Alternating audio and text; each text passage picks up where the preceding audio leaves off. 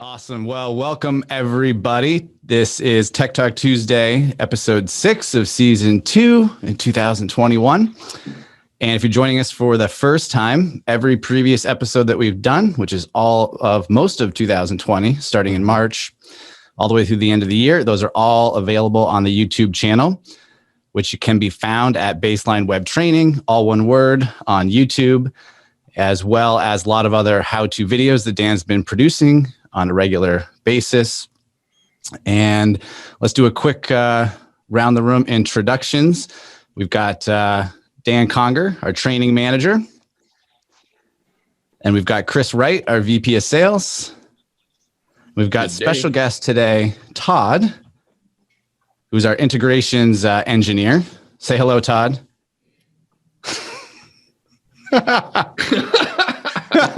No, hi there. Somebody wanted to come in. And I'm Andy Humphrey, technology consultant here with Baseline. And we're going to be talking today about what we call our BACnet Manager, which is really the way that we automate into the building management system and building automation systems.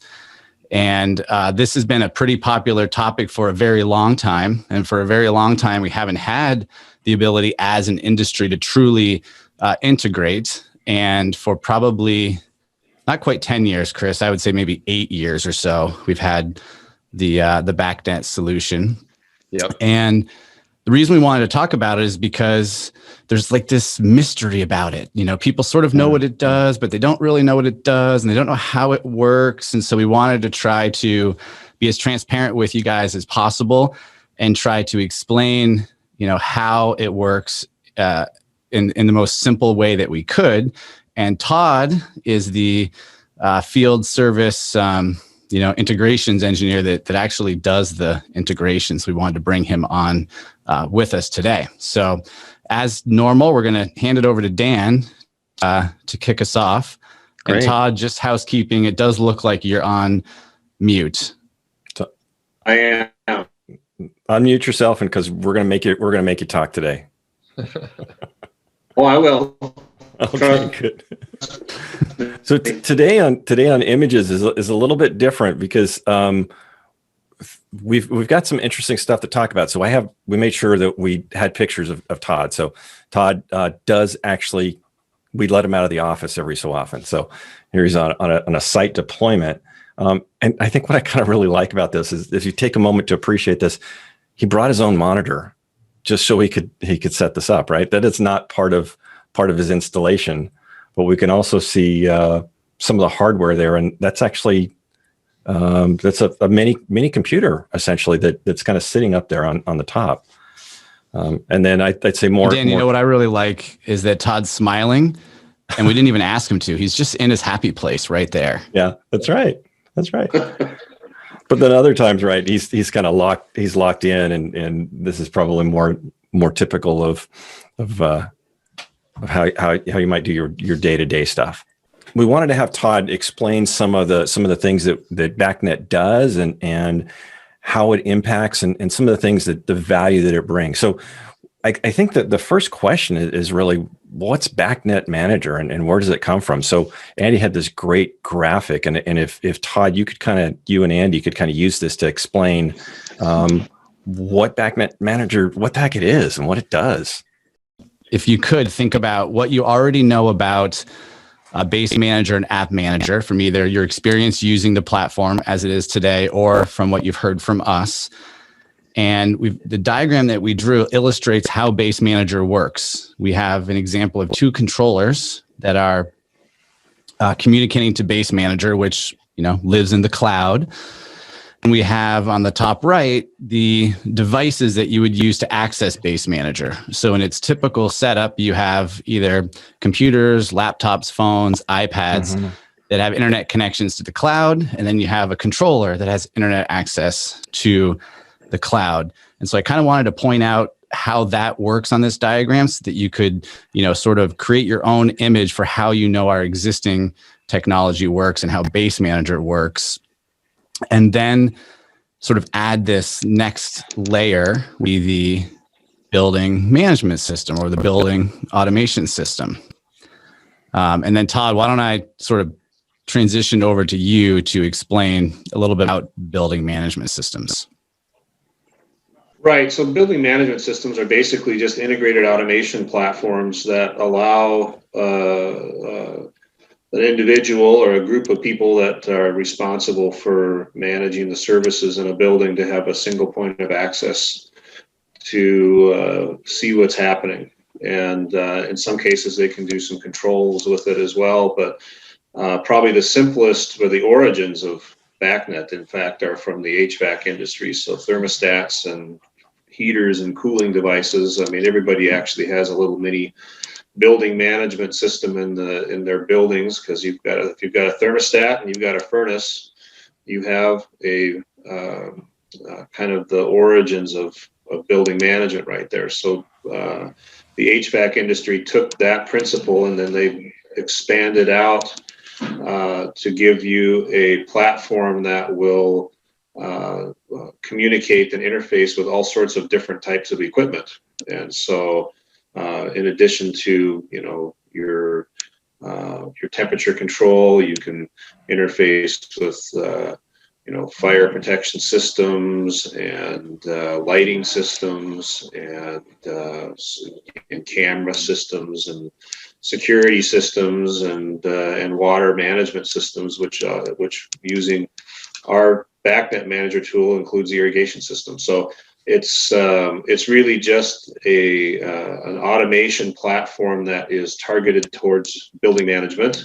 And BACnet was designed in order to provide interoperability between different manufacturers and different types of equipment, so that if you purchased a building management system from vendor A and you had a furnace from vendor B and you had lighting system from vendor C, you can bring them all together to communicate under a single interface. Otherwise, you'd have to have a different computer or a different control interface for every system across the entire building. So it was a standardization exercise to build up a communications protocol so that all of these different manufactured devices could talk to each other.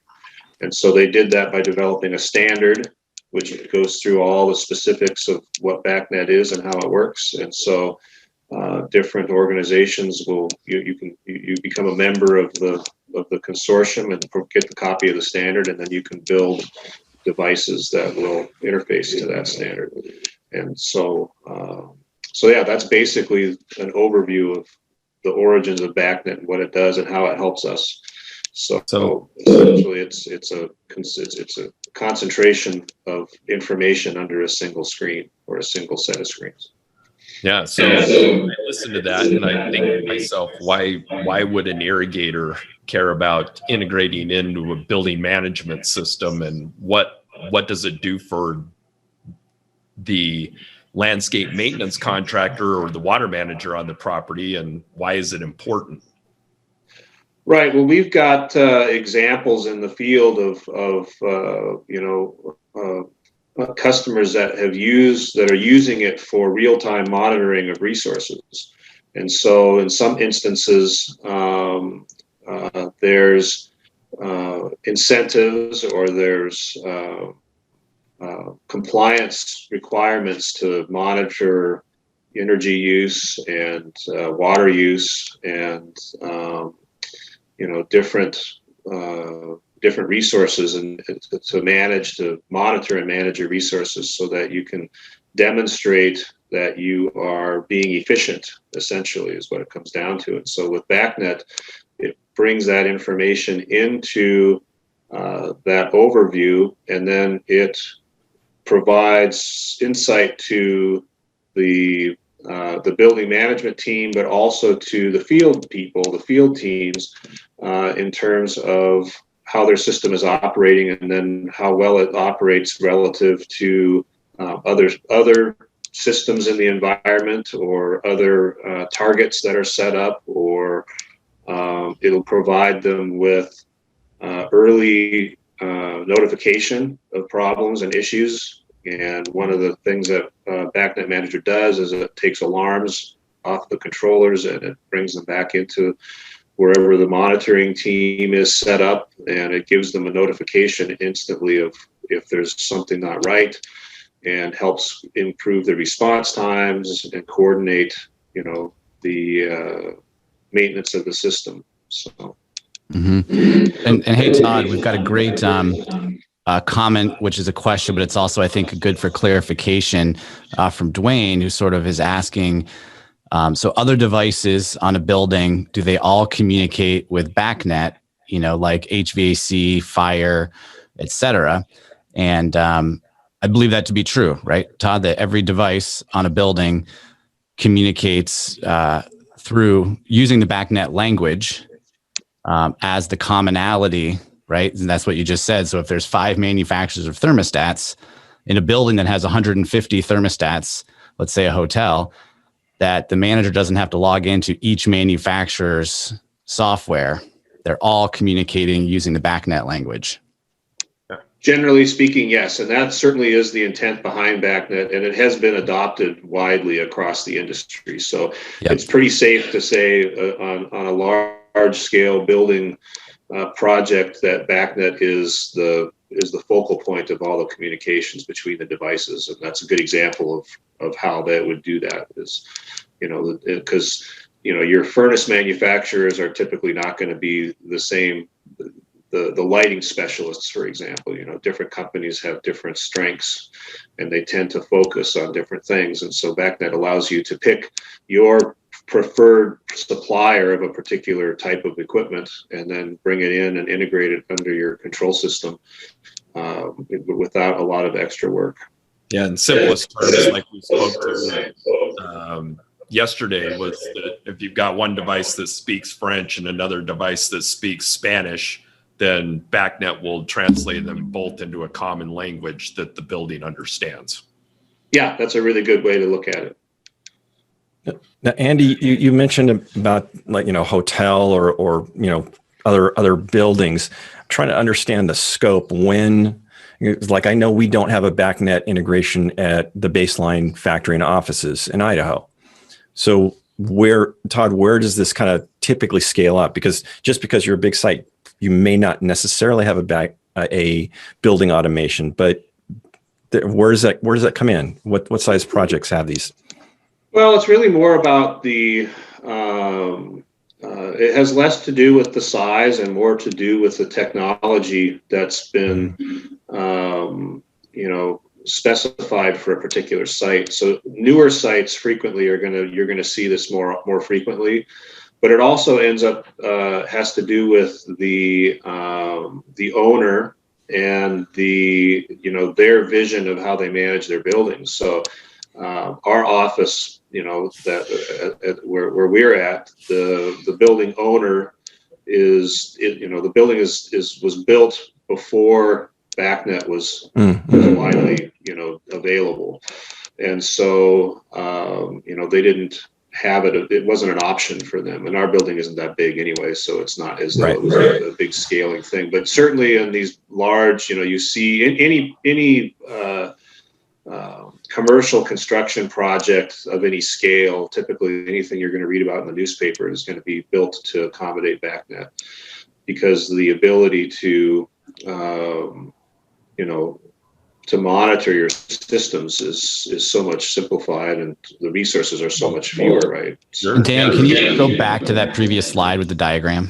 The energy costs associated with all these different systems and water included that's used on the property is significant. So if a property owner wants to account for the amount of water that's being used and know the status at any given time of how much water may be being used, they can manage the budgets associated with those resources accordingly.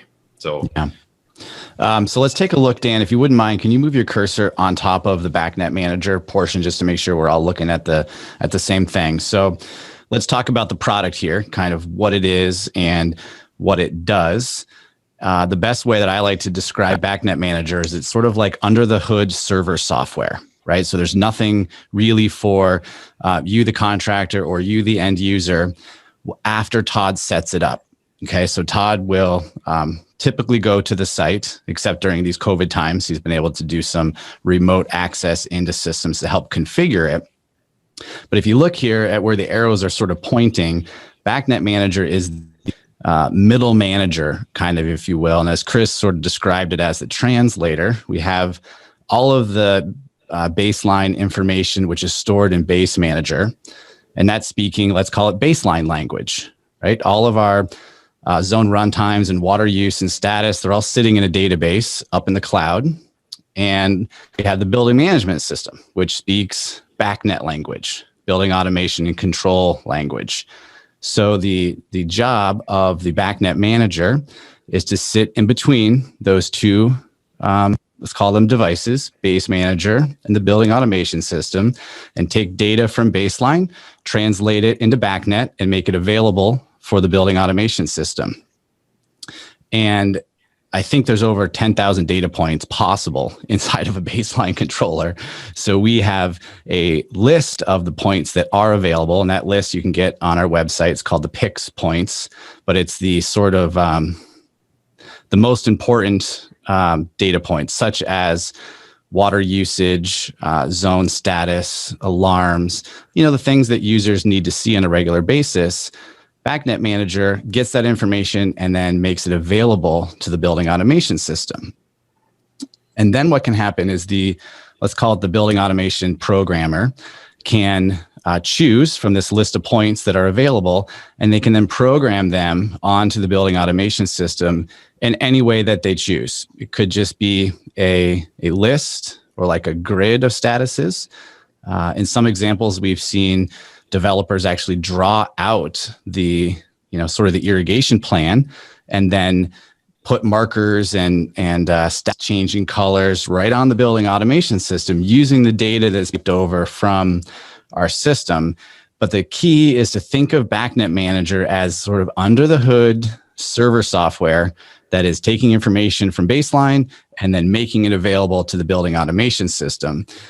And so in order to do that, we like to have some IT questions, because as you can imagine, on a commercial building or government building, et cetera, it's not always that easy to just go get data from the cloud and bring it into a building. There's lots of networking and IT and firewalls and security scopes and things that have to be answered to make it look very simple, like we have here on the diagram. So that's where Todd comes in. Sort of in this equation is he works with us to help scope this out with IT so that when it's time for him to come to the site, it's as much plug and play and as simple as it looks on this diagram, because we've scoped all of the IT stuff ahead of time. So just to clarify, the BACnet Manager, can you program the controllers through it? Can you run controllers through it? Program, that's a good no, question. It's not designed to accommodate programming. So BACnet Manager accommodates a subset of the features of Base Manager, the data set of Base Manager. So it's really more, it was designed primarily as a monitoring tool. It does have some capability of taking input from the building management system, but it's typically pretty limited in that sense. I mean, you can manually start a zone or a program or things like that, but it's really more designed to be a server for data that you would use as informational data as a building management system monitor. And so you can get real-time flow values, and you can get accumulated flow values, and you can get status of zones and status of programs and all that stuff in real time. And then if, for example, you see an error come up in BACnet Manager or in your BACnet system through BACnet Manager, then you can go ahead and log into Base Manager or call your irrigation team up and say, I'm noticing there's an error here. Can you guys go take a look at it? And then you could use, that's where you would then use Base Manager to do more detailed diagnostics on the specific irrigation applications. Yep. So the building engineer isn't going to be doing programming or anything through the control system. It's just there to monitor. Yeah, it's not, you can't change a runtime, for example, through BACnet. You would need to go into the controller, either through Base Manager or to the controller, to make those kinds of changes. So yes, there's, the configuration type information doesn't come back through BACnet Manager in a editable fashion. You can see some of it. There are parameters that you can look at, but you can't. It's not designed to be a configuration tool or to be a portal for making changes to that. Yep. Because I could see that being a big stressor for a water manager on site to believe that someone else is going to manipulate and manage the irrigation when in fact it's just really just sending information and perhaps even making it easier on moving water consumption and water data back to people that you need to report to, that a true water manager would do. Yep. Right, and it gives you visibility. So then through the BACnet system, you get full visibility on where your water is going. Right, so you may have a situation where you have a few different systems that require high volumes of water that you're trying to coordinate so that they aren't all running simultaneously. And so you could use BACnet Manager to monitor irrigation or and then bring that data together under your building management system to sort of view the overall status of water usage that goes beyond just irrigation or beyond a fire system or beyond other high demand water use applications. So if I'm a landscape maintenance contractor working on a property, BACnet Manager, that server typically isn't on the shelf at a distributor's location. How do I sell it, or how do I provide a cost or a quote for it? How does that all work? Where does the integration come from? Who initiates that conversation? Yeah. Danny, I think that's a great question for you. You got to bring in the baseline tech team to make that happen. Yeah, typically this is coming through specification, right? So, as regional sales managers and baseline, we work with designers and consultants and specifiers in the design and development of the irrigation system as a whole. And oftentimes these inquiries about integration into the building management system come from the mechanical engineer from a project speaking or asking questions to the landscape or irrigation designer, and then it comes to us. So we're working with the design team and the engineering team for the project to provide this capability and the information associated with it. So my point being, when you get a project or you're bidding on a project and BACnet Manager may be part of that scope, that is not something that is value engineered out just because you as a landscape contractor or maintenance contractor don't know what it is or how it works because you've never used it. It's part of the design intent of the project and needs to be scoped correctly and quoted correctly so that it is included in the project. So right. That's a good point, Chris. It's not something that's an out of the box, deliverable, if you will. There's a lot more to it. It's almost like if somebody said, I want a website. Okay, well, we need to talk about what it is that you want. And so it's very much true with BACnet. If you are bidding on a project that calls for BACnet, we should have a conversation, because it's not something that a distributor can just look up in a book and give you a quote. It's something that we need to custom quote and ask potentially you questions or the on-site IT team some questions in order to determine what that price is going to be based on the project. And as Chris mentioned, new construction, it comes through the design and specification and engineers. And if you have a site that had baseline for a while, or maybe it doesn't have baseline and they're just interested in a BACnet compatible system, the same process would be true. You'd reach out to us, we scope it out figure out what's required, and then you would count on baseline to basically come perform that part of the project, that engineering side. Mm-hmm. Good. And that could vary from site to site. Sometimes the implementation is very straightforward and simple. Other times it's very complex, depending on the network of the site that we are dealing with and what their objectives are and what information they want to receive and what systems we're working with. So I got to imagine having an early conversation on this has got to be crucial to a successful deployment on BACnet Manager to make these two. If it comes in at the end, that seems like that's just a recipe for disaster. Yeah, and there's a question that that's coming in about a price. We can certainly quote you a price without all of the information. We understand that sometimes we can't get all of it.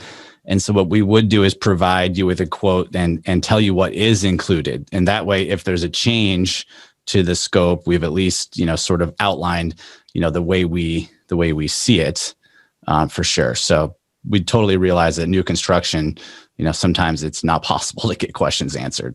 Mm-hmm. Mm-hmm. No, a big part of it though is at least getting the conversation started where you start identifying who is important to have involved in those discussions. Mm-hmm. And then whether they're on the project yet or not, or whether they're part of an owner's group that just hasn't been brought in yet because it's too premature. At least it gives people the awareness of who's going to need to be involved in the conversations so that those questions can get answered, which is sometimes takes some time, right? Sometimes people need to we have conversations and there's questions that come up and people are like, oh yeah, I can't answer that, but I'll go find the right person. And in many cases, that's once you get the right people together in the room, then the conversation can be handled usually reasonably quickly. But getting the right people together and oftentimes is really a challenge. So. Yeah, and I would say that sometimes that can be a great negotiation strategy if you can take the attention, which is sometimes on whose price is lower, right? We're not here to talk about how to sell and get projects, but shift it over to who's providing the most value. And as a contractor, if you can focus on some of these more technical elements and be the expert, be the resource, ask the right questions, perhaps that general contractor can start to see you differently than these other contractors who maybe haven't even asked anything. You can kind of put some fear that these guys might be missing all this scope, and sort of use, baseline BACnet to in your favor, if you will, and redirect the negotiation. Beautiful. Awesome. Very good. Good questions. Good conversation around it happening. I like it. All right. So if we do have a plan that comes up that has BACnet as part of the table, and we need to look into it, what's the best way to address that? So it should be initially scoped probably through the RSM. So if you're a distributor on this call or a contractor, you should reach out to Baseline, whoever your local regional salesperson is. And then oftentimes Todd will actually always get involved. And then a lot of times it's myself as well. And we'll generate a custom proposal for that project to send to you to include in your bid. Yep, exactly. All right. Very cool. Look at that. We've blown through 29 minutes already. Just for quick announcements, Dan, what's happening with online training right now? I'm in the thick of it. So I'm starting. I've been doing several online training courses that we've started the first week of them. So there's still some spots available at baseline.learnupon.com. In the store, you can register yourself. I opened up some more spaces in the February classes, and then March classes are still openings there as well. So you can self-register, jump right in. Awesome. So we're going from basic through fundamentals to advanced, all of the typical content that we would go through in in-person training. It's all available on the web. Dan is the instructor. It's you know, a limited size, so there's interaction that's encouraged. I think he's awarding a virtual golden pineapple as part of the process as well. So we're trying to you know, facilitate training as normally as we always have, and we encourage you to engage in that, participate. And if you go through the 4-part series, you will get a certificate of completion that is good for 2 years that you can use as in your bid documents or whatever, validating that you are baseline trained. And then you also can earn 6 IACEUs for continuing education. Beautiful. For your certifications. So we encourage you to engage in that and participate. And what's happening next week? We're on vacation next week. President's Day is Monday of next week, so we're taking next Tuesday off. So we usually, because we need the day for prep, and you need Tuesday is going to be your all's Monday. So so we'll be back the following week. So we'll be back on the 23rd, and Tracy's going to be on, and we're going to look at another site study with Tracy Shields. Awesome. Mm-hmm.